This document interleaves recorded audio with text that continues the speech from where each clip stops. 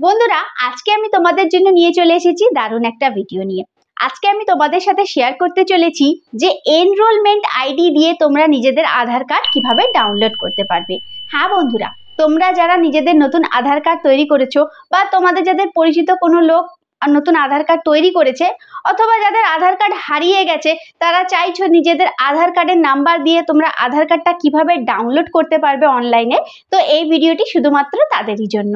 Step by step আমি তোমাদেরকে খুব ইজিলি বলে দেবো যে তোমরা নিজেদের আধার কার্ডটা এনরোলমেন্ট আইডি দিয়ে বা আধার কার্ডের নাম্বার দিয়ে কিভাবে ডাউনলোড করতে পারবে।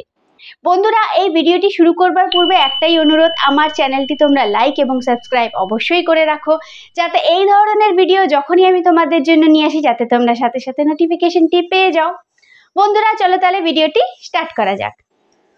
প্রথমে আমরা গুগল ক্রোম থেকে একটি পেজ ওপেন করে নেব। তারপরে আমরা এখানে টাইপ করব মাই আধার। এই মাই আধারটা টাইপ করে নেওয়ার পরে দেখবেন একদম যে প্রথমের যে অপশনটা, এই যে দেখুন আমি গোল করে দেখাচ্ছি, এই যে একদম প্রথমের যে অপশনটা, এই অপশনটাতেই কিন্তু তোমরা ঠিক ক্লিক করবে।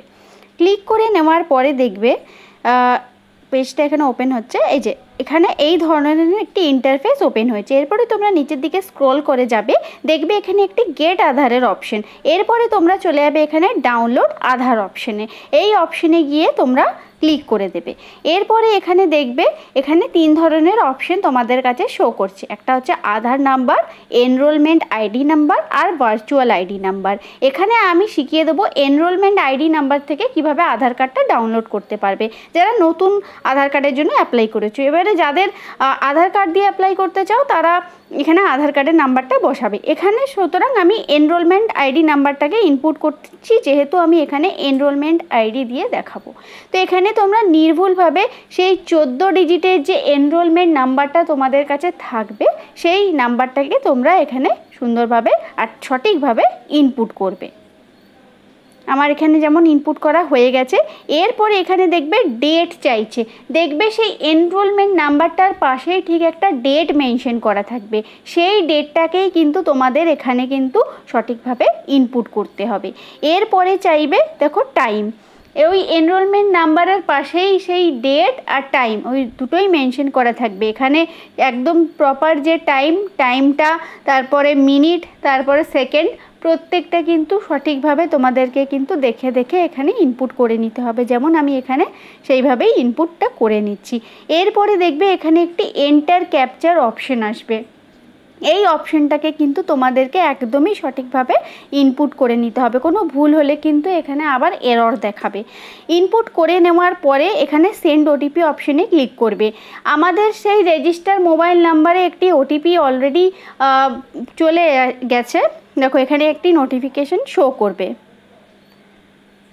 এখানে সেন্ড ওটিপি করে দেওয়া হয়েছে, একটু টাইম লাগে। দেখো এখানে ওটিপি সাকসেসফুলি ডিসপ্যাচড, এখানে একটা নোটিফিকেশন চলে এসেছে। তো আমি সেই মোবাইল নাম্বারটা থেকে সেই ফোনটা থেকে মোবাইল নাম্বারটা থেকে আমি সার্চ করে নিচ্ছি যে ওটিপিটা কী। তারপরে ওটিপিটা দেখে নিয়ে আমি এখানে সেটাকেও এখানে সঠিকভাবে ইনপুট করে দিচ্ছি। ইনপুট করে নেওয়ার পরে এখানে নিচে যে ভেরিফাই অ্যান্ড ডাউনলোডের অপশানটা তোমরা দেখতে পাচ্ছ, এখানেই তোমরা ক্লিক করে দেবে। ব্যাস, এরপরে দেখবে এখানে একটি ইন্টারফেস ওপেন হয়ে যাবে। দেখো এখানে লিখেছে congratulations, your Aadhaar card has been successfully downloaded.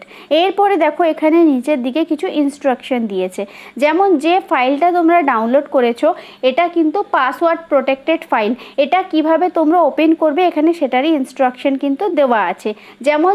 যেমন যার নাম, সে তার নামের প্রথম 4টে ডিজিট ক্যাপিটাল ওয়ার্ডে আর প্লাস তার কোন ইয়ারে বার্থ, সেটা কিন্তু কোনো রকম স্পেস ছাড়াই তোমাদেরকে কিন্তু এখানে ইনপুট করে নিতে হবে। যেমন এখানে একটা এক্সাম্পল দিয়েছে, যেমন পুরো নাম হচ্ছে আশিস কুমার, তো অনিশ কুমার। তো সেখানে তোমাদেরকে এখানে ওই আনিশের প্রথম 4টে ডিজিট আর তার ইয়ার যেটা, তার হচ্ছে জন্মসাল যেটা, সেটাকে কিন্তু কোনো রকম স্পেস ছাড়া তোমাদের কিন্তু এখানে ইনপুট করে নিতে হবে। এরপরে আমি ফাইলটা কিন্তু তোমাদেরকে ওপেন করে দেখিয়ে দিচ্ছি, যেটা আমার অলরেডি গ্যালারিতে চলে গেছে। দেখো ফাইল ম্যানেজার থেকে এখানে দেখো ডাউনলোডসের অপশানে কিন্তু এই যে আধারের যত আধার কার্ডগুলো আমার এখানে ডাউনলোড হয়ে চলে এসেছে। তো এরপরে দেখো আমি যখন এটাতে ক্লিক করব, এখানে পিডিএফ ফাইলে যখন ডাউনলোড ওপেন করতে যাবো, দেখো এখানে লেখা আছে দিস ফাইল ইজ প্রোটেক্টেড। তো এখানে পাসওয়ার্ডটা চাইছে, তো সেই হিসাবে নামের প্রথম 4টে ডিজিট, তারপরে কোনো রকম স্পেস ছাড়া সেই ইয়ারটা দেখো সাবমিট করলাম, আমার কিন্তু এখানে আধার কার্ডটা অটোমেটিক জেনারেট হয়ে গেল। এরপরে তোমরা এটাকে যেভাবে ইউজ করো সেভ করে নাও বা শেয়ার করে নাও। আশা করি বন্ধুরা ভিডিওটি বুঝতে পেরেছো। আমার চ্যানেলটি তোমরা লাইক এবং সাবস্ক্রাইব অবশ্যই করে দেবে।